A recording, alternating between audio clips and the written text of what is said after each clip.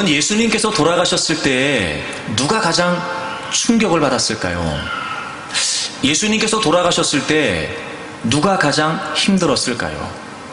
모르긴 몰라도 주님을 따랐던 제자들이었을 것입니다. 그들은요, 주님이 부르셨을 때 모든 걸 다 버리고 떠났습니다. 배와 부친을 버려두고 말이죠. 그러니까 주님의 부르심 앞에 모든 걸 다 내팽겨친 채 그 주님만을 따랐어요. 3년여의 시간 동안 말입니다. 그런데 그 주님이 체포되시고 그리고 고난을 받으시고 십자가에 죽으신 겁니다. 성경을 통해 우리가 미루어 짐작할 수 있는 건 분명히 제자들은요, 예수님이 부활하시기 이전까지 예수님의 부활을 믿었던 것 같지는 않습니다. 이러지 않았을까요? 다 버리고 주님을 따랐던 그들에게 주님이 돌아가셨다는 건 이제 그들의 인생이 송두리째 물거품이 돼버리는 겁니다. 막막하지 않았을까요? 이제 내가 뭘 위해 살아야 되나? 이제부터 내가 어떻게 살아야 되지? 아마 그들은 굉장히 자신의 삶에 관해 복잡한 심경이 들었을 것입니다. 뿐만 아니라 수제자라고 일컬어졌던 베드로가 주님을 3번이나 부인할 만큼 예수님이 십자가에서 돌아가셨던 건 그들에게 두려움이었고 공포였습니다. 그렇게 능력을 행하셨고 모든 사람이 선지자라고 인정이 될 만한 예수님까지도 유대교의 종교 지도자들이 자신들의 논리를 앞세워 예수님을 십자가에 못 박았던 겁니다. 이런 생각할 수 있지 않을까요? 그 다음 차례는 누굴까? 만약에 또 유대교의 종교 지도자들이 그 다음을 노린다면 누굴까? 아마 제자들은 직감했을 겁니다. 우리가 아닐까? 우리도 또 이렇게 예수님처럼 처참하게 당하는 건 아닐까? 그런 두려움과 공포가 그들에게 있었을 겁니다. 막막했을 겁니다. 답답했을 거예요. 무서웠을 겁니다. 그런 복합적인 감정을 그들이 안고 있었습니다. 그게 얼마나 심했던지 말입니다. 오늘 우리가 함께 읽은 본문이 이렇게 시작합니다. 이날 곧 안식 후 첫날 저녁 때에 제자들이 유대인들을 두려워하여 모인 곳의 문들을 닫았습니다. 이날, 여기서 이날이라고 하는 말은 같은 날, 그 동일한 날, the same day예요. 그 동일한 날. 그게 어떤 날이냐면 안식 후 첫날이었어요. 여러분, 요한복음 20장 1절이 안식 후 첫날 예수님이 부활하신 기사로 시작합니다. 그날이었습니다. 그날. 예수님이 부활하신 그날 저녁 때였습니다. 여러분, 왜 그날 저녁이라고 시점을 기록했던 걸까요? 그 안식 후 첫날 아침에 있었던 일 때문이었습니다. 예수님의 무덤을 찾았던 마리아가 예수님의 시신이 없다는 걸 확인하게 됩니다. 그리고 베드로와 또 다른 제자에게 그 사실을 알리죠. 그래서 그 소식을 들었던 베드로와 또 다른 제자가 예수님의 무덤을 향합니다. 그리고 분명히 베드로도 그 다른 제자들도 예수님의 무덤이 비어있다는 사실을 확인합니다. 예수님이 살아나셨다는 사실을 알게 된 겁니다. 요한복음 20장 8절을 보세요. 그때야, 제가 설명드린 그 상황이에요. 그때야 무덤에 먼저 갔던 그 다른 제자도 들어가 보고 믿더라. 그러니까 베드로와 다른 제자들은 예수님의 시신이 없어진 것을 알고 예수님이 부활하셨다는 것을 알게 됩니다. 뿐만 아니라 18절을 보겠습니다. 막달라 마리아가 가서 제자들에게 내가 주를 보았다 하고 또 주께서 자기에게 이렇게 말씀하셨다 이르니라. 그리고 그 사실을 확인했던 마리아가, 여러분, 우리가 지난 시간에 말씀을 나눴습니다만 마리아는 예수님을 직접 목격했습니다. 부활하신 예수님을 만났단 말이에요. 그 마리아가 제자들에게 가서 얘기합니다. 예수님이 살아나셨다고. 그러니까 지금 제자들은 믿을 만한 사람으로부터 예수님이 부활하셨다는 소식을 듣게 된 겁니다. 눈으로 확인한 제자들도 있었습니다. 예수님을 만난, 부활하신 예수님을 만난 여인으로부터 예수님이 부활하셨다는 소식을 들었던 제자들도 있었습니다. 그럼에도 불구하고 그날 저녁 예수님의 부활을 확인했던 날, 그날이었습니다. 근데 그날 저녁에도 그들은 두려웠습니다. 너무 두려웠습니다. 여전히 그들의 막막함과 답답함과 두려움이 해결되지 않았습니다. 공포, 어떻게 살아야 될지 막막했던 답답함, 헤어나오지를 못했습니다. 그래서 그들은 이렇게 합니다. 모인 곳의 문을 닫았습니다. 얼마나 두려웠던지 모인 곳의 문들을 닫았습니다. 여러분, 여기서 문들이라는 표현이 참 여러분 재밌지 않습니까? 저는 성경이 참 이런 게 신기한 거예요. 이 말이 무슨 말이냐면 그 집에 있는 모든 문을 다 닫아 걸었다는 거예요. 모든 문을 닫아다 걸었다는 거예요. 닫았다라고 하는 이 동사가 완료형으로 쓰여졌습니다. 이건 의도를 가지고 닫았다는 거예요. 하여튼 모든 문들을 다 확인해가지고 철저하게 닫아 걸은 거예요. 두려움과 무서움과 막막함이 해결되지 않았던 겁니다. 그런데 그때 부활하신 예수님께서 그 제자들이 모든 문을 다 걸어 잠그고 꽁꽁 숨어 있었던 그곳에 나타나십니다. 그리고 예수님께서 제자들에게 이렇게 말씀하십니다. 여러분, 오늘 본문 19절 맨 마지막에 보시면 예수께서 오사 가운데 서서 이르시되 너희에게 평강이 있을지어다. 예수님께서 그렇게 두려워서 문을 꽁꽁 닫아 걸고 있었던 제자들에게 나타나셔서 너희에게 평강이 있을지어다 이렇게 말씀하셨습니다. 그리고 예수님의 손과 옆구리를 보여주셨더니 여러분 20절을 보세요. 제자들이 주님을 보고 기뻐한 겁니다. 두려웠던 그들이, 답답해하고 있었던 그들이 예수님을 보게 됐어요. 게다가 손과 옆구리를 보고 주님이시라는 사실을 확인했던 겁니다. 여러분 얼마나 좋았을까요? 얼마나 좋았을까요? 아마 순식간에 그들이 갖고 있었던 두려운 마음과 게다가 답답하고 막막했던 마음이 싹 사라지지 않았을까? 그래서 제자들은 주님을 보고 굉장히 기뻐했어요. 근데 21절이 이해가 안 됩니다. 여러분 21절을 보세요. 예수께서 또 이르시되 너희에게 평강이 있을지어다. 자, 여러분, 두려워하고 있을 때 너희에게 평강이 있을지어다 말씀하시는 건 이해가 되잖아요, 우리가. 근데 부활하신 주님을 확인하고 제자들이 기뻐했다니까요. 근데 기뻐했던 제자들에게 주님이 또 뭐라고 말씀하세요? 너희에게 평강이 있을지어다. 여러분, 이게 상식적으로 이해가 안 되잖아요. 두려워하고 있는 자들에게 평강이 있을지어다, 이 말은 맞는 말이죠. 그런데 이제는 그 두려운 마음이 사라져 안심하고 있었던, 그래서 기뻐하고 있었던 제자들에게 또 주님이 너희에게 평강이 있을지어다 말씀하시는 거예요. 이건 잘 안 맞잖아요, 여러분. 지금 여러분이 아멘을 안 하는 것처럼 이건 잘 안 맞잖아요, 여러분. 이게 도대체 무슨 의미냐 말이에요. 두려워하고 있는 자들에게도 평강이 있을지어다, 기뻐하고 있는 자들에게도 평강이 있을지어다. 여러분, 다른 건 몰라도, 모르긴 모르지만 지금 예수님이 하시는 평강이 있을지어다, 이 평강은 우리가 단순하게 생각하는 그 평강은 아닌 겁니다.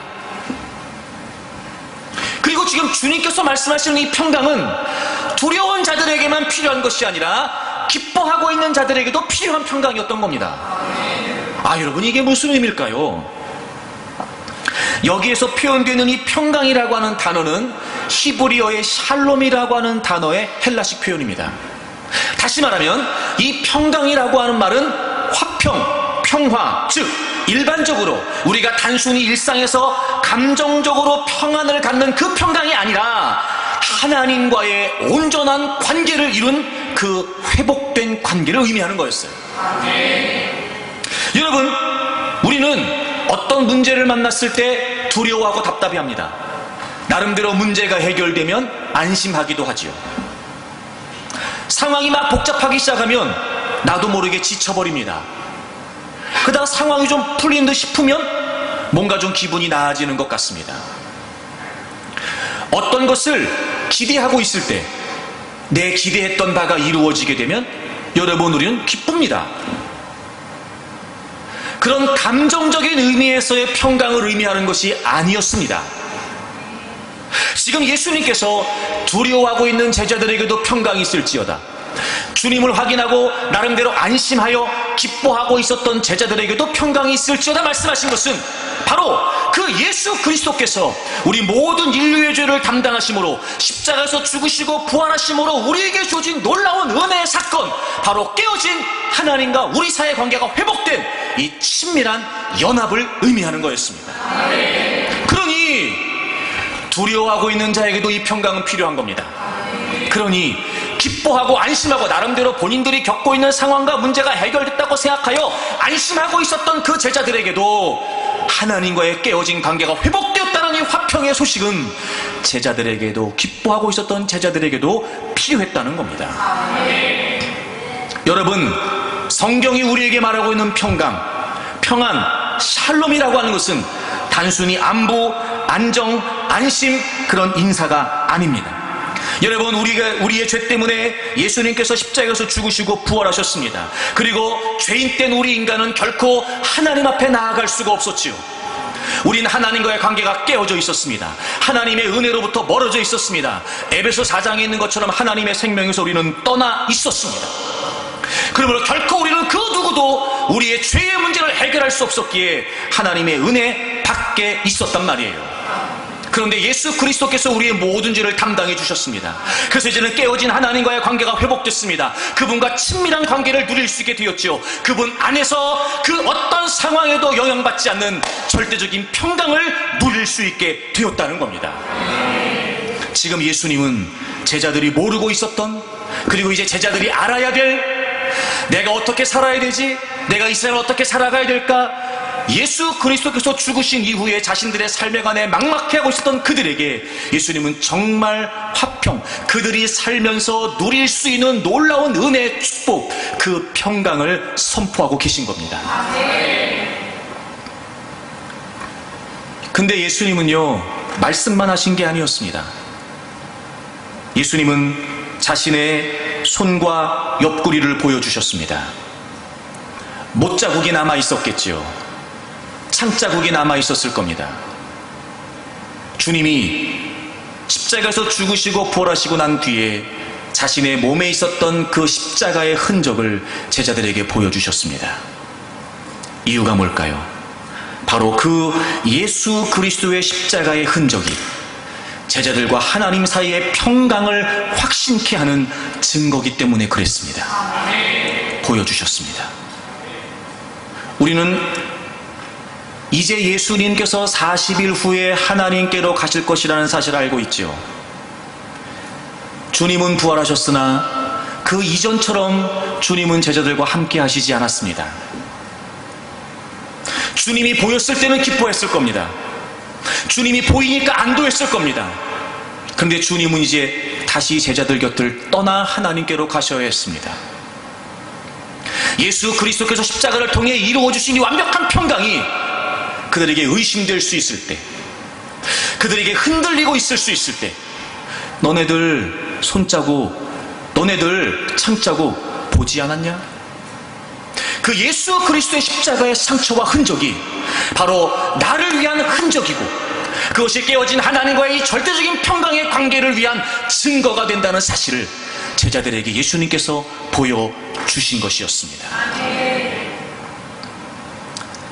여러분, 때로는 우리가 살면서 이런저런 일을 만나게 되고, 그래서 두렵기도 하고 답답하기도 합니다. 막막한 현실의 문제를 만나게 되면 이도저도 모르겠다, 포기하고 싶고 더 이상 삶을 살아갈 수 없을 것 같은 쓰라린 패배를 맛보기도 합니다. 그러나 여러분, 예수 그리스도께서 우리의 모든 죄를 위해 죽으시고 부활하심으로 이루어주신 이 하나님과의 관계는 그 어떤 상황에도 영향을 받지 않는 절대적인 평강입니다. 우리는 우리의 죄 때문에 결코 하나님 앞에 나아갈 수가 없었습니다. 하나님과의 관계가 깨어져 있었다고요. 원래 하나님께서는 그 하나님과의 분명한 관계 안에서 우리 인간이 아무런 부족함 없이 살아갈 수 있도록 완벽한 조건을 만들어 주셨고 공급해 주셨습니다. 창세기 1장과 2장을 보게 되면 하나님이 우리 인간을 만드시죠. 생명도 우리에게 주십니다. 그리고 우리가 살아갈 수 있는 모든 조건을 완벽하게 만들어 주셨습니다. 아무 문제가 없었습니다. 하나님과 우리 피조물 사이의 관계를 위해 동산 중앙에 있는 선악을 알게 하는 나무의 열매를 먹지 말라고 말씀하셨습니다. 아무런 문제 없었습니다. 그런데 그 하나님과의 약속을 우리 인간이 깨트리게 됩니다. 죄를 짓게 되지요. 타락하게 됩니다. 그래서 하나님과의 관계가 깨어지지요. 그때부터 시작입니다. 고통이, 불행이, 아픔이, 상처가, 두려움이, 불안감이. 여러분, 인간이 죄를 짓기 전까지는, 즉 하나님과의 그 관계가 깨어지기 전까지는 아무 문제가 없었습니다. 그런데 하나님께서는 그랬던 우리 인간을 그대로 버려두지 않으셨습니다. 그런 우리를 위해 이 땅에 예수 그리스도를 보내주셨죠. 여러분, 골로새서를 찾겠습니다. 골로새 1장 21절을 보시면, 전에 악한 행실로 멀리 떠나 마음으로 원수가 되었던 너희를, 여러분, 예수 그리스도께서 20절을 보실까요? 그의 십자가의 피로 화평을 이루셨습니다. 예수 그리스도께서 십자가에서 화평을 이루시기 전까지 우리는 어떤 존재였냐면, 우리의 죄 때문에 하나님과 멀리 떠나 하나님과 마음으로 원수가 되어 있었어요. 존재적으로 우리는 하나님과 원수가 되어 있었단 말이에요.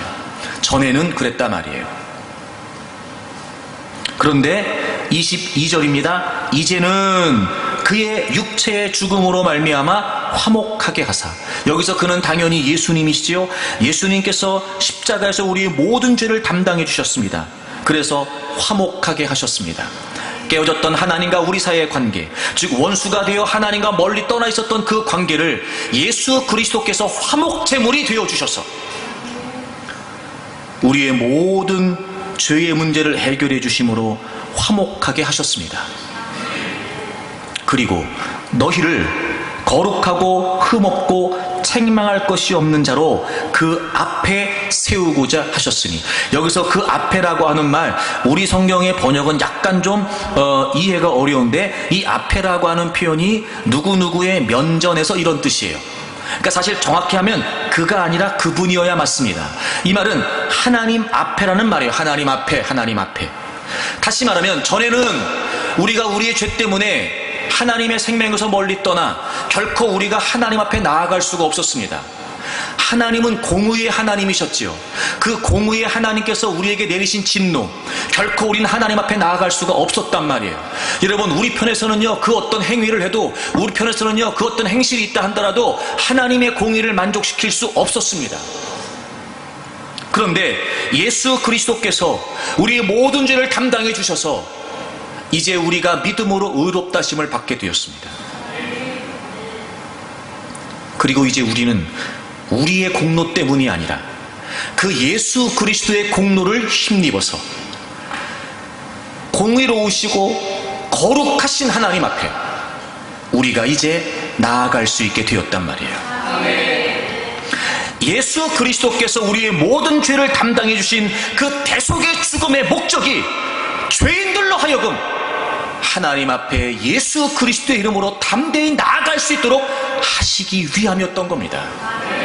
그래서 이제부터는 회복된 하나님과의 관계 안에서 원래 창조의 질서를 다시 회복하여 그 하나님과의 관계 안에서 우리는 완벽한 평강을, 그 어떤 상황에도 영향받지 않는 절대적인 평강을 누릴 수 있게 된 것입니다.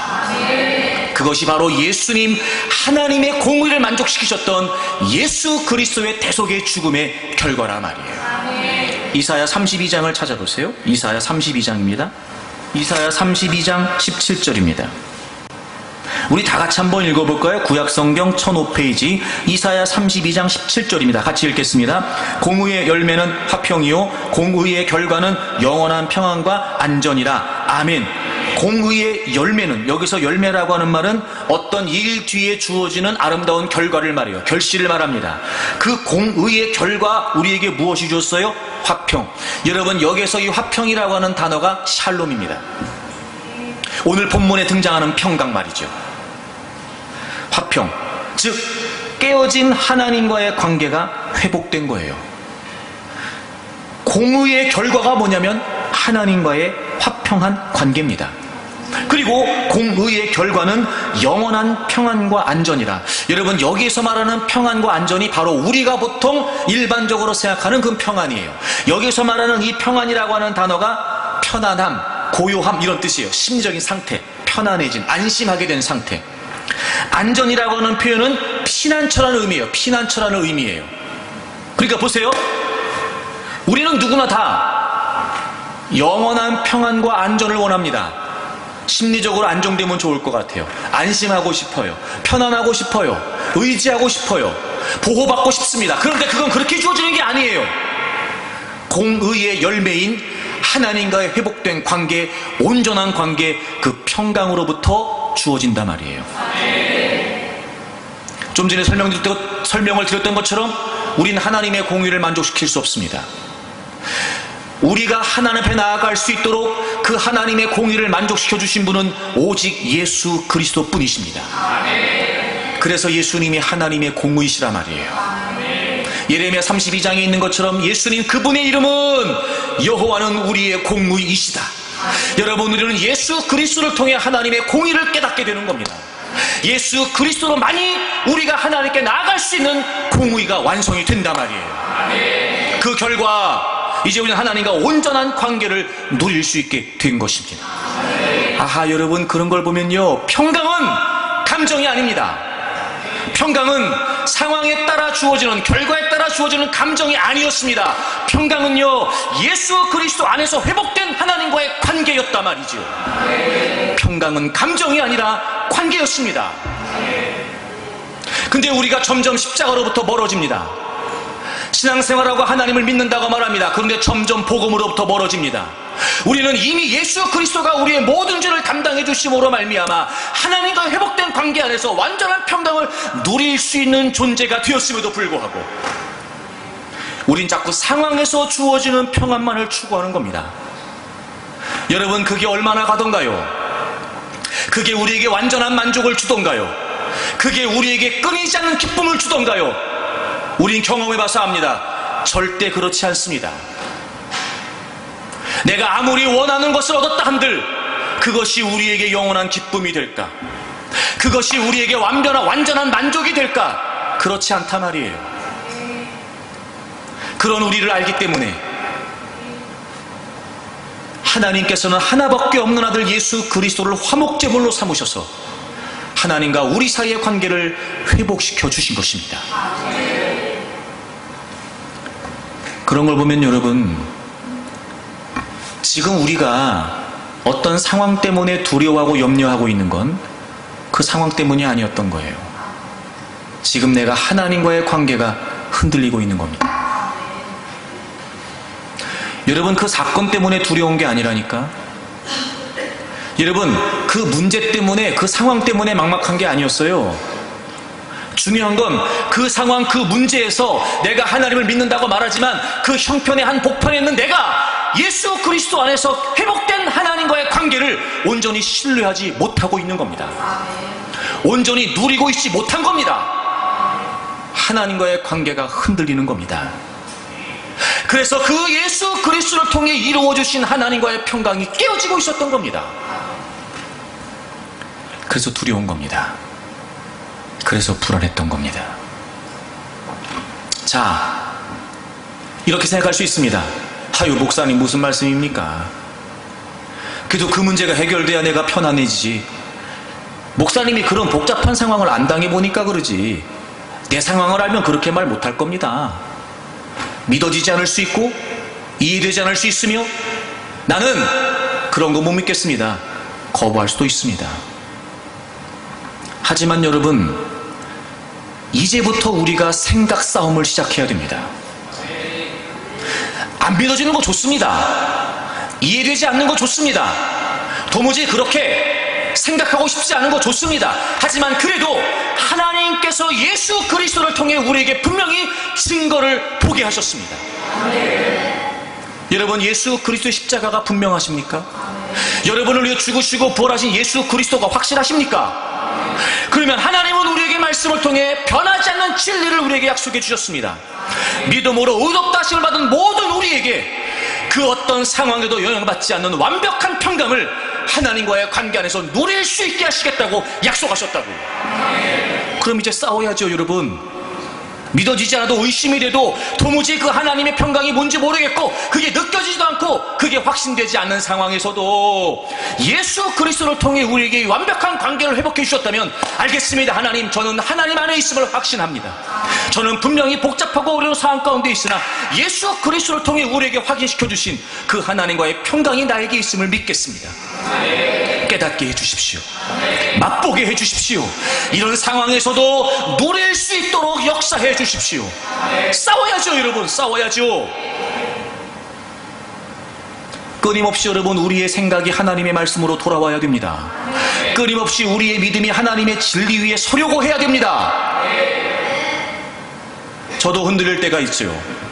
저도 무너질 때가 있습니다. 그럼요. 저도 여러분과 별반 다르지 않은 연약한 존재입니다. 때로는 그렇기 때문에 저는 더 힘듭니다. 이렇게까지 여러분에게 말씀을 전하는 제 입장에 내가 무너지는 모습을 나 스스로 보게 되면 얼마나 괴로울까. 저는 정말 못 견딜 것 같습니다. 하지만 그런 중에도 우리가 다시 일어설 수 있는 건 또 예수 그리스도의 십자가를 주목하는 겁니다. 손자국, 못자국, 창자국, 주님의 흔적이 증거가 됨을 보게 하셨거든요. 흔들리지 마십시오. 여러분 두려워하지 마십시오. 여러분 오늘 이 말씀을 믿음으로 받는 여러분 모두에게 예수 그리스도께서 두려워하고 있던 제자들에게 나타나셔서 너희에게 평강이 있을지어다 하셨던 이 말씀처럼 정말 주님이 하시는 말씀으로 여러분에게 들려지기를 축복합니다.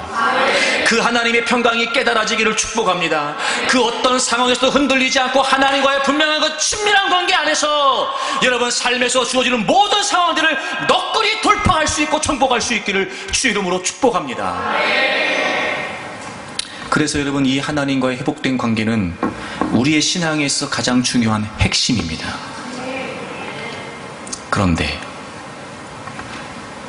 왜 이토록 주님께서 이걸 그들에게 강조하셨던 것? 손을 보여주시고 옆구리를 보여주시고 그들에게 확실하게 보여주셨을까요? 도대체 이 평강이 무엇이길래, 이 회복된 하나님과의 관계가 무엇이길래 왜 이토록 강조하시는 걸까요? 왜 성경은 끊임없이 우리에게 예수 그리스도를 통해 우리에게 주어진 이 결과 은혜, 하나님과의 평강 안에 있으라고 왜 우리에게 말씀하시는 걸까요?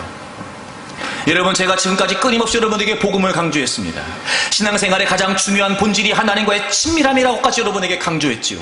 그래서 끊임없이 말씀과 기도를 통해 여러분이 하나님과 가까워져야 된다, 하나님과 교제해야 된다, 저는 여러분에게 끊임없이 그렇게 말씀을 드렸습니다. 그리고 그것이 곧 우리가 삶을 살아가는 힘과 능력이 된다고도 말씀드렸습니다. 강조했습니다. 지나치리만큼 말입니다.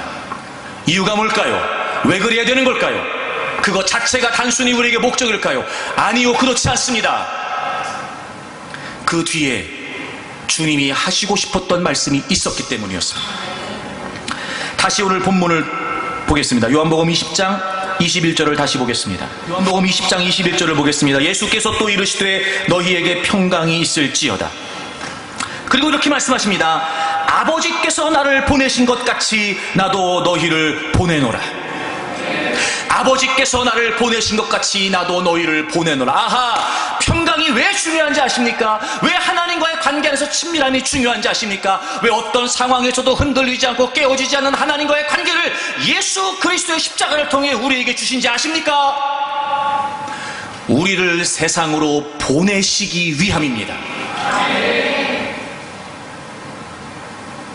여러분, 우리는 산다고 말하지요. 사는 거 아닙니다. 보내진 겁니다. 여러분, 우리는 사는 걸 생존이라고 생각하죠. 아니요, 사는 건 여러분 보내진 겁니다. 어느 순간부터 우리가 복음을 놓쳤습니다. 어느 순간부터 예수 그리스도를 잃어버렸습니다. 그리고 우리는 그냥 살면 되는 줄 압니다. 아니요, 그렇지 않습니다. 사는 게 아니라 보내진 겁니다. 예수님이 분명히 말씀하십니다. 앞으로 어떻게 살아가야 될까? 앞으로 무엇을 위해 살아가야 될까? 제자들이 얼마나 막막했을까요? 앞으로 제자들이 무엇을 어떻게 따라가야 됐을까? 주님이 계시지 않는 그 상황에 제자들은 아마 모르긴 몰라도 자신들의 삶에 관해 무척이나 혼란스러웠을 겁니다. 주님이 이제 그들에게 분명히 말씀하십니다. 아버지께서 나를 보내신 것 같이 내가 너희들을 보낸다. 이제 그들에겐 분명한 삶의 목적이 생겼습니다. 이제 그들에게 분명한 삶의 가치가, 이유가 생겼습니다. 아하, 주님이 우리를 세상으로 보내시는군요. 보내시는군요. 우리가 세상으로 보내져 세상에서 다양한 많은 상황 속에서 살아가야 됐기 때문에, 보냄을 받은 우리가 세상에서 보냄을 받은 자로 살아야 했기 때문에 그 어떤 상황에서도 흔들리지 않고 깨어지지 않는 하나님의 평강이 그만큼 중요했던 겁니다. 단순히 하나님과 가깝다는 게 이유가 아닙니다. 그래서요, 이제 하나님을 알 만큼 알았습니다. 그래서요, 말씀을 알 만큼 압니다. 들을 만큼 들었습니다. 그래서요, 남들보다 기도를 많이 합니다. 그래서요. 왜요? 왜 하나님과의 친밀함이 중요하죠? 왜 하나님과의 친밀함이 우리의 힘이고 능력이죠? 왜요? 더 편안하게 살려고요? 더 누리고 살려고요? 어차피 문제 많은 인생, 고난의 연속인 인생, 남들보다 좀 더 편안하게 살아보려고요? 믿는 구석이 하나 생기는 겁니까? 비빌 언덕이 하나 생기는 겁니까? 그래서 하나님을 믿는 겁니까? 그게 아니에요. 하나님과의 평강, 이 하나님과의 친밀함은 왜 주님께서 우리에게 이루어 주셨냐? 우리를 세상으로 보내셔야 했기 때문이라 말입니다. 사는 게 아니라 보내진 거라고요. 여러분, 여러분의 삶이 어떻게 규정지어지기를 원하십니까? 여러분의 삶이 어떻게 설명되기를 원하십니까? 여러분, 여러분의 삶이 어떻게 의미가 부여되기를 원하십니까? 사는 게 아닙니다. 보내진 겁니다. 보내진 겁니다. 그런데 우리가 언제부터 우리의 삶의 가장 중요한 본질, 아주 근원적인 본질을 내가 보내졌다는 사실을 잊고 사는 겁니다. 여러분, 산다고 생각하니까 세상이 전부인 겁니다. 산다고 생각하니까 세상의 가치가 전부인 겁니다. 산다고 생각하니까 생존이 이유가 되는 겁니다. 사는 거 아니라고요. 보내진 거라고요. 잊지 마십시오. 정말 여러분이 예수 그리스도를 믿는다면, 예수 그리스도께서 나를 위해 죽으시고 부활하신 것이 확실하다면 보내졌다는 사실을 잊지 마십시오. 그럼 이제 우리는 그럼 이제부터 삶에 관해 새롭게 고민해야 됩니다. 사는 게 아니라 보내진 거라고? 사는 게 아니라 보내진 거라고? 자, 그럼 여러분, 보내진 게 뭘까요? 보내진 게 뭘까요? 참, 저는 성경을 볼 때마다 이런 게 신기한 거예요. 우리가 굳이 그렇게 막 고민하지 않도록 주님이 답을 다 성경에 주셨단 말이에요. 21절을 다시 보세요. 너희에게 평강이 있을지어다. 아버지께서 나를 보내신 것 같이 나도 너희를 보내노라. 여러분, 우리가 보냄을 받았어요. 우린 보내진 거란 말이에요. 그럼 어떻게 우리가 살면 되느냐? 하나님이 예수님을 보내신 것처럼, 그러니까 우리의 삶에 보내진 자들로서 우리의 삶의 스탠다드, 모본은 뭐냐면 예수님이세요. 하나님도 예수님을 보내셔서 예수님도 이 땅에 보냄을 받은 자로 사셨어요. 근데 그 예수님이 우리를 보내신대요. 그러니까 보냄을 받은 자로서 우리가 어떻게 살면 돼요? 예수님이 보냄 받으신 이 땅에서 사셨던 대로 살면 되는 거예요. 여러분, 그게 뭘까요? 먼저 요한복음 16장을 찾아보세요. 보냄을 받았다는 게 무슨 말일까? 요한복음 16장 28절 우리 같이 읽겠습니다. 요한복음 16장 28절 다 같이 읽겠습니다. 시작. 내가 아버지에게서 나와 세상에 왔고 다시 세상을 떠나 아버지께로 가노라 하시니. 아멘. 주님이 자신의 삶에 관해 말씀하십니다. 내가 아버지에게서 나와 세상에 왔고 다시 세상을 떠나 어디로 간대요? 아버지께로 간답니다. 아하, 여러분 잘 들어보세요. 예수님은 아버지께로부터 보냄을 받아 세상으로 오셨답니다. 그리고 세상에서 떠나서 다시 아버지께로 가셨답니다. 그러니까 우리도 그런 거예요. 보냄을 받았다는 게 무슨 말이냐? 아버지께로부터 세상으로, 그리고 세상에서 다시 어디로 가요? 아버지께로. 아하, 여러분, 우리가 세상에 살기는 사는데요, 세상이 우리의 본향이 아니에요. 세상에 살긴 사는데요, 세상이 우리의 종착점이 아니에요. 우리가 보냄을 받았다는 건 우리가 보내진 곳이 있다는 거예요. 그 말은 우리가 보냄을 받았기 때문에 여기에서 삶이 끝나면 다시 우리가 보냄받은 그곳으로 간단 말이죠. 세상이 이유가 아니라고요. 세상이 목적이 아니에요. 이게 다가 아니에요, 여러분. 하나님이 우리를 여기에 보내셨어요. 여기에서 삶이 끝나면 우린 다시 하나님께로 간단 말이에요. 그래서 이 표현을 예수님이 10장에 이렇게 다시 바꾸세요. 17장을 넘어가 보세요. 17장 16절 17장 16절 찾으셨지요? 같이 읽어요. 시작. 내가 세상에 속하지 아니함 같이 그들도 세상에 속하지 아니하였사옵나이다. 아멘. 이거예요. 세상에 속하지 않는다. 세상에 살아요. 근데 세상에 속하지 않는다는 겁니다. 아하, 이게 우리의 정체성이었어요. 보냄을 받았다는 건 무슨 말이에요? 내가 세상을 살고 있지만 세상이 다가 아니다. 세상이 전부가 아니다. 내가 세상에 살고 있지만 우리는 세상에 속한 존재가 아니다. 좀 피부에 와닿게 설명할까, 여러분? 우리가 세상에 산다는 건요, 임시로 사는 거예요. 임시로. 여러분 혹시 그런 경험 있습니까? 아파트 분양을 받았어. 근데 날짜가 잘 안 맞아서, 이사 날짜가. 그래서 하루 이틀 정도 컨테이너 같은 데다가 짐을 다 놓고 하루 이틀 정도 여관에서 자는 겁니다. 언제까지? 아파트에 입주할 때까지. 네. 몰라도 아는 척을 좀 하세요. 그럴 수 있잖아요, 여러분. 그렇죠? 그게 뭐라 해? 임시로 감, 임시로. 갈 때는 어디예요? 거기에요, 거기. 그런 겁니다, 여러분. 여러분, 우리가 지금 잘못 살고 있는 겁니다. 지금 이 얘기를 해도 여러분이 아멘이 안 될 만큼, 복잡해질 만큼 잘못 살고 있는 겁니다, 지금. 세상이 이유가 아니었어요. 우린 갈 곳이 있어요. 여러분, 이거 하나만 분명해도요, 사는 거 달라집니다. 그 이제부터 우리는 세상에 속한 자가 아니란 말이에요. 그러니까 사는 게 달라야 돼요, 여러분. 우리는 예수 그리스도를 알지 못하는, 보냄을 받지 않은, 아직 보냄받지 않은 그들과는 우리는 다르게 살아야 됩니다. 이전과 달리 사는 이유가 달라지고, 가치가 달라지고, 목적이 달라지고, 사는 방식이 달라지는 거예요. 세상에 속하지 않기 때문에, 세상에 속하지 않았기 때문에 우리는 세상에서 다르게 살아야 된다 말입니다. 자, 골로새서 3장을 찾으세요. 골로새서 3장. 그래서 우리 이제부터 이렇게 살아야 됩니다. 3장 1절 2절을 보세요. 그러므로 너희가 그리스도와 함께 다시 살리심을 받았으면, 여러분 예수 그리스도를 다 믿으시지요. 여러분 예수 그리스도 안에 여러분이 새 생명을 얻었다는 걸 다 믿으시지요. 예수님 때문에 새로운 존재가 됐다는 걸 다 믿으시지요. 자, 그러면 위의 것을 찾으라. 거기는 그리스도께서 하나님 우편에 앉아 계시느니라. 찾으라, 찾으라. 여러분 여기서 찾는다는 말이 무슨 말이냐면요, 구한다, 얻으려고 노력한다, 이런 뜻이에요. 근데 참 여러분 성경이 재밌는 게, 제가 NIV 영어 성경을 찾아봤더니 step on 이렇게 되어 있어요. 고정한다고, 고정한다. 야, 여러분, 우리가 세상에 살면서 세상에 속하지 않는다는 건 무슨 말이냐면, 세상에 고정되어 있는 게 아니라 하나님 나라에 고정되어 있는 거예요. 고정. 왜 그래요? 거기에 주님이 계시니까. 여러분 참 성경이 이런 게 희한하지 않습니까? 그리스도와 함께 우리가 살리심을 받았어요. 즉 우리는 그리스도와 연합이 된 존재란 말이에요. 근데 그리스도가 어디 계시다고요? 뒤에 보세요. 위의 것을 찾으라. 거기는 그리스도께서 하나님 우편에 앉아 계신대요. 그러니까 우리가 고정해야 될, 우리가 바라봐야 될 그 하늘에 우리와 연합이 되시는 예수 그리스도께서 거기 계시단 말이에요. 그러니까 우리는 어디를 봐야 돼요?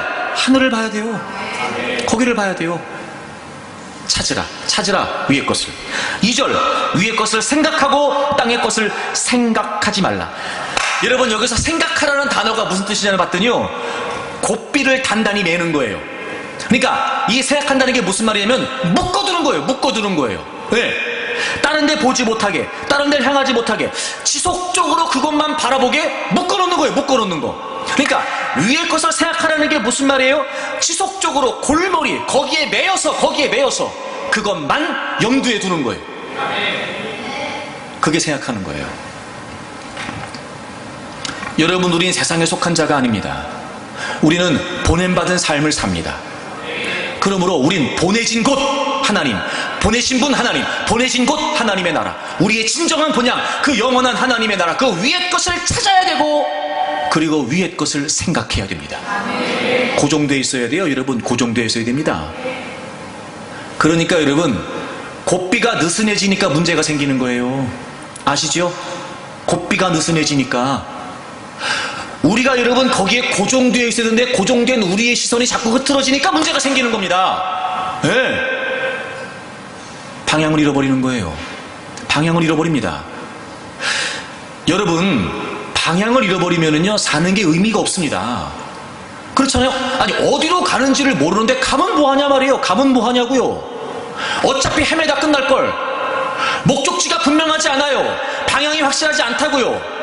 가면 뭐합니까 여러분? 어딘지도 모르고 가는데 그게 무슨 의미가 있을까? 차라리 방향을 잃어버렸다면 멈추는 게 유리합니다. 멈추는 게. 그리고 어떻게 해요? 멈춰서 찾아야죠. 내가 지금 어디서 길을 잃었는지, 내가 지금 서 있는 곳이 어느 지점인지 다시 거기서 목적지를 찾아서 다시 경로를 설정해야죠. 우린 보내진 겁니다. 보내진 거예요, 여러분. 또 하나, 여러분, 보내졌다는 게 무슨 의미일까요? 보내졌다는 게 이제 예수님을 찾으면 되잖아요. 예수님처럼 하면 되니까. 자, 요한복음 6장을 가보세요. 요한복음 6장 38절 보세요. 내가 하늘에서 내려온 것은, 여러분 동일하게 주님이 지금 반복하고 계시는 거 아시죠? 아버지께로부터, 하나님께로부터 아버지께서 나를 보내셔서, 반복이에요. 내가 하늘에서 내려온 것은, 보내졌다는 거예요. 내 뜻을 행하려 함이 아니요 나를 보내신 이의 뜻을 행하려 함이니라.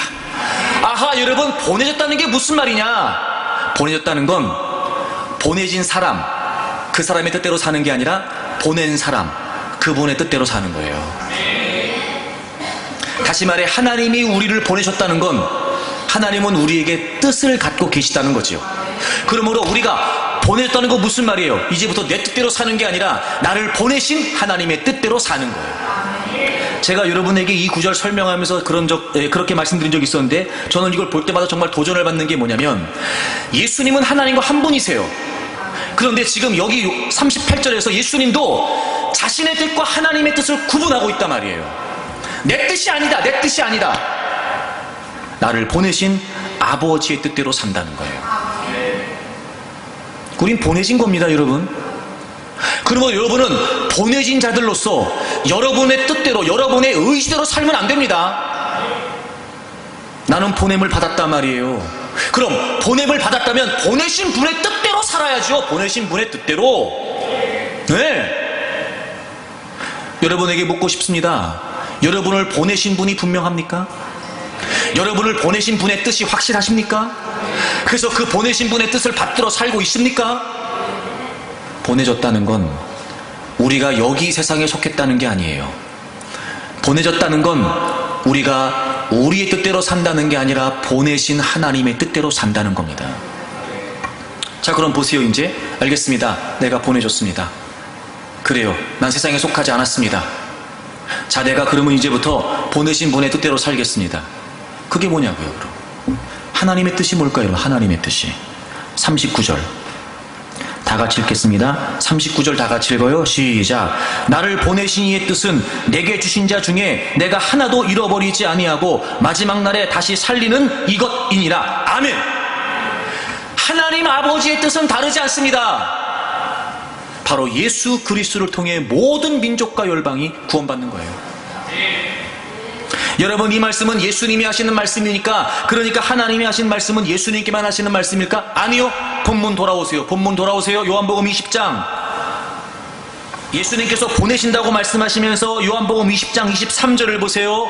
너희가 누구의 죄든지 사하면 사하여질 것이요 누구의 죄든지 그대로 두면 그대로 있으리라 하시니라.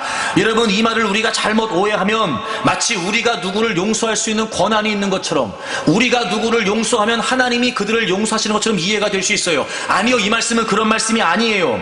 이건 우리의 임무에 관해 말씀해 주신 거예요. 우리의 임무. 다시 말하면 이런 겁니다. 여러분, 예수님을 믿지 않는 자들이 예수 그리스도가 구주가 된다는 사실의 복음을 듣고 알고 믿고 회개해야 그들이 구원받을 수 있단 말이에요. 그치요? 우리의 임무가 뭐냐? 그들에게 회개하도록, 그들이 회개하고 돌아오도록 예수 그리스도의 복음을 전해야 된단 말이에요. 우리가 전해서 그들이 예수님을 믿고 회개하게 되면 그들은 어떻게 되죠? 용서받습니다. 우리가 그랬던 것처럼 우리에게 주어진 임무가 뭐냐? 바로 구주가 되시는, 구원자가 되시는, 회개의 유일한 이름이 되시는 예수 그리스도를 전하는 거예요. 우리가 증거할 때 그 복음을 받았던 사람들은 회개하고 죄를 용서받는 결과가 생기는 거죠. 그래서 우리는 이제부터 예수님께서 모든 인류가 구원받을 수 있는 그 구원의 길을 완성해 주신 것을 먼저 믿은 우리가 아직 믿지 않고 있는 그들을 향해 예수 그리스도 이름을 전해야 됩니다. 그들이 회개하도록, 그들이 돌아서도록. 그래서 그들이 예수님을 믿고 회개하면 하나님은 그들을 용서하십니다. 여러분, 하나님의 뜻은 다른 데 있지 않습니다. 아직 믿지 않는 자들, 여러분, 하나님의 뜻은 다른 데 있지 않습니다. 한 번도 포기하지 않으셨던 모든 민족과 열방, 그들이 예수 그리스도의 이름으로 구원받기를 원하시는 겁니다. 그게 우리가 해야 될 일입니다. 그게 우리가 해야 될 일이에요. 여러분, 우리가 놓치지 말아야 될 게 뭐냐면요, 내가 구원받았으니까 끝이 아니라는 겁니다. 내가 예수님을 알고 내가 하나님과 관계가 회복됐으니까 끝이 아니라고요. 여러분, 우리가 존재하는 이유는 아직 복음을 듣지 못한 자들에게 보내시면 가고, 있으라고 하시면 있는 그곳에서 끊임없이 예수 그리스도의 이름을 전하는 겁니다. 근데 우리가 그걸 하나님의 뜻으로 생각하지 않습니다. 그걸 하나님의 뜻으로 수용하지 않습니다. 나는 믿었으니까 된다는 겁니다. 나는 믿고 구원받았으니까 됐다는 겁니다. 나만 잘 먹고 잘 살면 된다는 겁니다. 여러분, 하나님이 우리를 보내신 건 그게 아니었다고요. 그리고 얘기합니다. 지금은 아니에요. 지금은 저기 좀 더 내가 준비하고 저기 좀 급한 일 좀 먼저 해놓고, 저기 애들 좀 더 키워놓고, 사업 조금 더 하고 좀 넉넉해지면 천만에요. 여러분 생각해보세요. 복음을 전하기 위해 우리에게 필요한 게 뭘까? 이런 복음을 전하기 위해 우리에게 필요한 게 뭘까? 복음을 전하는 사람들에게 필요한 게 뭘까? 복음을 믿는 거예요. 뭐가 더 필요합니까? 내가 복음을 들었어요. 내가 복음을 알아요. 내가 복음을 믿어요. 더 필요한 게 뭐냐고요? 그들은 듣지 못하고 있다니까요. 전하는 사람이 없어서 듣지 못한다니까요. 듣지 못하는데 어떻게 알아요? 듣지 못하는데 어떻게 믿어요? 알지 못하는데 어떻게 믿어요? 믿지 못하는데 어떻게 주님의 이름을 부르고 회개하냐고요? 뭐가 더 필요합니까? 복음을 알면 돼요. 복음을 믿으면 된다고요. 여러분, 언제까지 여러분의 삶을 책임 회피하며 살 겁니까? 언제까지? 보내신 게 분명하고, 우리를 보내신 하나님의 뜻이 모든 민족과 열방이 구원받는 게 확실하다면 가든지 지금 있는 곳에서 전하든지 하면 되잖아요. 뭐가 문제냐고요. 뭐가 문제입니까? 복음을 알고 있는 내가, 복음을 믿고 있는 내가 여전히 복음을 전하는 일을 위해 살지 못하는 이유가 뭘까? 여러분, 고민하고 해결해야 됩니다. 그리고 그 역사를 위해 우리에게 성령을 보내주셨어요. 22절 이 말씀을 하시고 그들을 향하여 숨을 내쉬며 이르시되, 여기서 숨을 내쉰다는 말은 창세기 2장에 하나님께서 우리 코에 하나님의 생기를 불어주셨던 그 생명을 수여하셨던 그 의미입니다. 이제부터 성령의 놀라운 역사를 통해 우리가 보냄을 받은 자들로서 그 하나님의 거룩한 임무를 수행하기 위한 영적인 능력으로서의 생명력을 부여하시는 거예요. 그게 누구시냐면 성령님이십니다. 여러분, 제가 끊임없이 여러분에게 얘기합니다. 성령을 오해하지 마세요. 복음과 관련하는 일은 성령의 역사 아닙니다. 여러분, 말씀과 관련 없는 일은 하나님의 역사, 성령의 역사가 아니라고요. 성령께서 오신 이유는 모든 민족과 열방의 복음을 증거하기 위해 그 성령님의 능력으로 감당하라고 성령을 보내신 거예요. 그래서 여러분, 우리 성경에 22절에 성령을 받으라고 되어 있잖아요. 참, 여러분, 이런 말을 우리가 오해하면 안 되는데, 이 받으라는 말은요, 우리가 무슨 도구적인 수단을 받는다, 우리가 보통 능력 받는다라고 하는 그런 표현이 아니에요. 이 받으라라고 하는 말은 무슨 말이냐? 영접하다는 뜻이에요. 영접하다는 뜻. 여러분, 예수 그리스도를 믿음으로 말미암아 이제 모든 믿는 자들에게는 성령 하나님이 내주하십니다. 우리 안에 거하시는 성령 하나님을 인정하라 말이에요. 인정하라, 영접하라, 수용하라고요. 인격적으로 수용하라 말입니다. 존재적으로 성령 하나님을 수용하라는 거예요. 이게 무슨 의미일까요? 평강, 보내심, 이 두 가지를 우리 안에 거하시는 성령 하나님께서 일으키시는 거예요. 성령 하나님이 우리 안에 내재하심으로 주님이 내 안에, 내가 주님 안에 있는 이 연합된 관계를 우리가 깨달을 수 있습니다. 성령 하나님이 내재하심으로 그분이 주인 되셔서 우리를 하나님의 뜻에 따라 이끌어 가시죠. 여러분, 진정한 성령의 역사는 뭐냐면 주님과의 친밀한 관계를 끊임없이 확인하는 겁니다. 그 관계 안에서 신뢰하는 겁니다. 그 안에서 누리는 겁니다. 그게 성령의 역사입니다. 여러분, 진정한 성령의 역사는 우리를 하나님의 복음을 위해 보내셨기에 끊임없이 우리 안에서 그 복음을 증거하는 일, 복음과 관련된 일, 복음이 전파되는 일을 위해 우리에게 끊임없이 역사하시고 깨닫게 하실 때마다 그 성령 하나님의 다스리심에 순종하여 복음을 전하는 것, 그게 성령의 역사입니다. 정말 여러분, 우리가 성령님의 내재하심을 인정하고 있는가? 입버릇처럼 성령을 거론하고 입버릇처럼 성령 충만을 얘기하고, 때로는 하나님 나도 성령 충만하게 해주세요 기도도 하지만 정말 우리 안에 인격적으로 내재하시는 하나님이신 성령님, 그분을 내가 인정하냐 말이에요. 여러분, 성령님이 자극하시는 게 없습니까? 여러분 안에 거하시는 주인 되시는 그 예수 그리스도 성령 하나님께서 여러분에게 깨닫게 하시는 바가 없습니까? 들려주시는 음성이 없던가요? 말씀하시는 게 없던가요? 우린 여러분 성령의 다스리심을 받은 게 아닙니다. 그리고 우리는 늘 우리만을 위해 삽니다.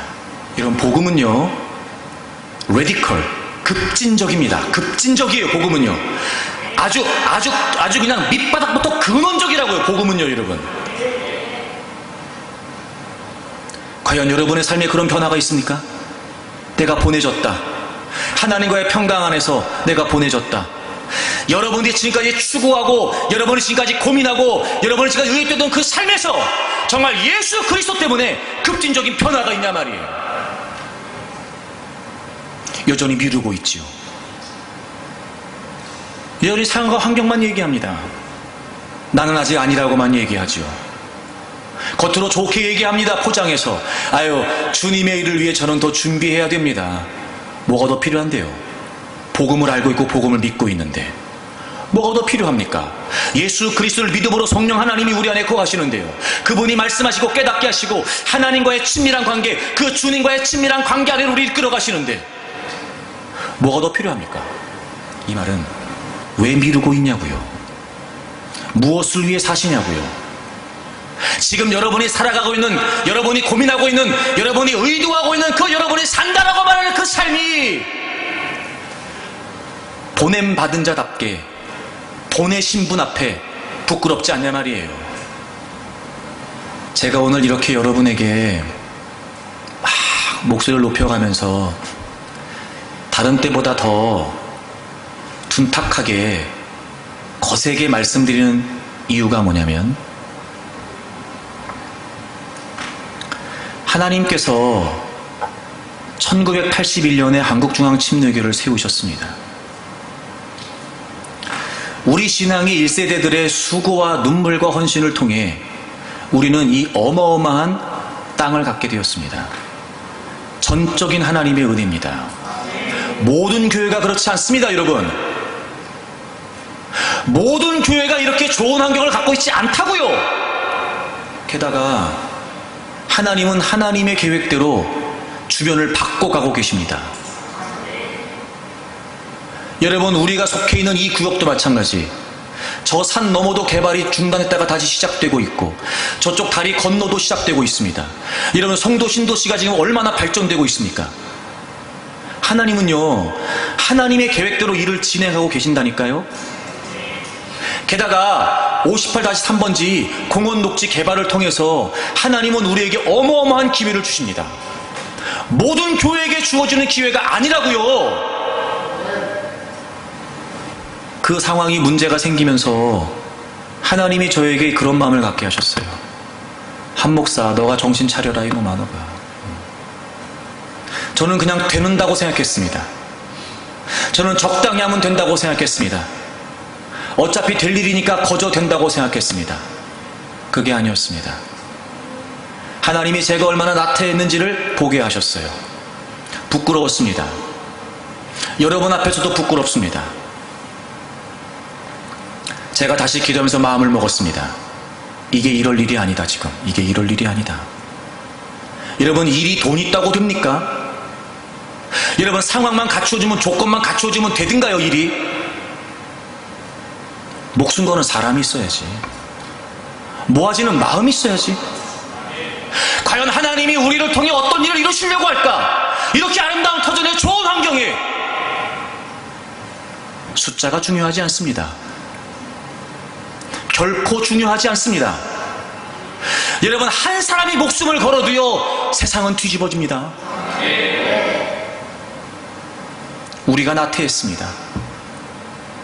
여러분, 근원적으로 우리의 삶이 보내졌다, 하나님의 복음을 위해 존재한다는 게 확실합니까? 우리 교회가 존재하는 이유가, 우리가 교회에 나오는 이유가, 한 번도 모든 민족을 포기하지 않으셨던 그 하나님의 뜻을 받드는 것이 맞냐 말이에요. 저도 여러분도 왜 교회를 나오는 거죠?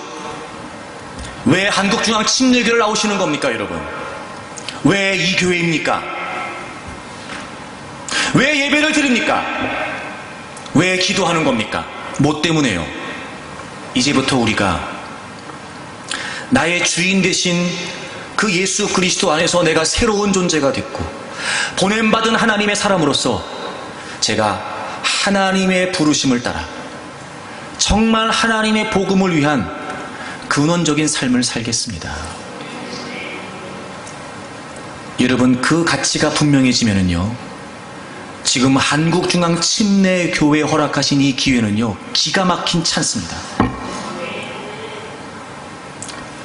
여러분의 꿈을 바꾸십시오. 아멘 좀 하세요. 나태하고 게으르고 단순히 그냥 현실 유지해가면서 별일 없으면 되겠다, 천만에 여러분, 여러분의 생각을 고치십시오. 꿈을 가지세요. 꿈을. 하나님의 나라를 위해, 하나님의 복음을 위해 제가 뭘 할까요? 제가 뭘 할까요? 여러분, 우리 지난주일에 초기 기독교 선교사님들 이야기 나눴지요? 1832년부터 시작하여 정보도 없었던, 한 번도 와보지도 않았던 그 조선 땅에, 그 젊은 나이에 아이들을 끌어안고 아무것도 계산하지 않고 미전도 종족이었던 우리 조선 땅에 전하는 분들이 있었기 때문에 우리가 예수님을 믿고 여기까지 온 겁니다. 여전히 예수 그리스도의 이름을 듣지 못한 채 죽어가고 있는 수많은 영혼들을 우리가 내버려둔 채 우리끼리 모여서 우리는 하나님 믿는다, 우리끼리 모여서 우리는 은혜를 받았다. 과연 우리의 그런 모습을 보고 하나님이 기뻐하실까? 과연 우리의 그런 모습을 보고 하나님이 잘한다고 하실까? 여러분, 힘은 본질에서 나오는 거예요. 여러분이 아무리 발버둥 쳐도 해결 안 됩니다. 제발 생각을 고치세요. 새로운 꿈을 꾸세요. 하나님, 이렇게 좋은 시기에, 이렇게 아름다운 터전에 저를 여기 있게 하시는 이유가 무엇입니까? 하나님, 제가 뭘 할까요? 주님 보내받은 자로 제가 뭘 할까요? 하나님의 복음을 위해서라면 제가 남은 인생을 하나님께 드리겠습니다. 주님을 위해 살겠습니다. 주님께서 주님의 생명을 얻은 몸, 주님이 주인 되신 몸, 주님을 위해 살겠습니다. 가슴 깊숙이 그 누구도 흔들지 못할 만큼 이 하나님의 복음에 대한 꿈을 여러분이 보물처럼 여길 수 있기를 바랍니다. 어려움도 있을 겁니다. 때론 여러분, 우리가 뜨겁게 끓어오르는 열정을 차갑게 식혀버릴 만큼 불가능한 벽을 만나게 되기도 할 겁니다. 너네들이 뭘 할 수 있겠냐? 우리 안에 우리는 뭘 할 수 있을까? 끊임없이 비난의 소리가 들릴 수도 있을 겁니다. 하지만 여러분, 멈추지 않습니다. 여러분, 우리가 결코 멈출 수 없습니다. 오히려 당당히 마주쳐서 돌파해야 됩니다. 성령님이 우리 안에 거하시니까요. 우리를 통해 이루실 하나님의 뜻이 분명하니까요. 벽을 넘고 또 넘고 또 넘고 그 어떤 상황도 우리를 묶어둘 수 없을 만큼 우리 안에 거하시는 성령 하나님께 철저히 순복함으로 우리가 우리 교회 공동체를 향하신 하나님의 놀라운 역사, 지역사회를 섬기고 이 지역이 우리 교회 때문에 달라지고 이 지역에 사는 많은 사람들이 우리 때문에 달라지고 우리 교회 때문에 변화되고 아직도 복음을 듣지 못한 그곳에 우리 교회 때문에 복음이 증거되고 여러분들 때문에 복음이 증거되고 낯선 전 땅을 가슴에 품고 선교사를 파송하고 후원하고 기도했던 그 수많은 많은 사람들이 있었기에 우리에게 오늘 있었던 것처럼 이제 우리가 그 일을 감당하는 겁니다. 미전도 종족들을 가슴에 품고 그들을 위해 기꺼이 물질을 드리고 그들을 위해 기꺼이 우리의 몸을 헌신하고 하나님, 가는 자가 없습니까? 저라도 가겠습니다. 저라도 가겠습니다. 저는 우리 교회에 이런 분명한 전환이 있어야 된다고 확신합니다. 저부터 그렇게 하겠습니다. 한동안 나태하고 게을렀던 저 자신을 여러분 앞에 회개합니다. 저부터 마음을 먹겠습니다. 여러분 이 일에 같이 동참해 주십시오. 하나님의 교회를 향하신 거룩한 비전을 두고 우리가 엉뚱한데 세월을 허비할 수 없습니다. 이 하나님의 거룩한 비전에 여러분이 함께 동역해 주십시오. 저도 여러분도 하나가 돼서 정말 모든 민족과 열방 위에 하나님의 복음이 증거되는 일을 위해 여러분 우리의 남겨진 한평생을 하나님께 드리자고요. 하나님이 하실 겁니다. 성령님께서 역사하실 것입니다. 반드시 하나님의 평강 안에 보냄받은 자들로서 하나님의 나라를 향하고 걸어가는 우리의 모든 발걸음에 하나님의 역사가 있을 것을 기대합니다.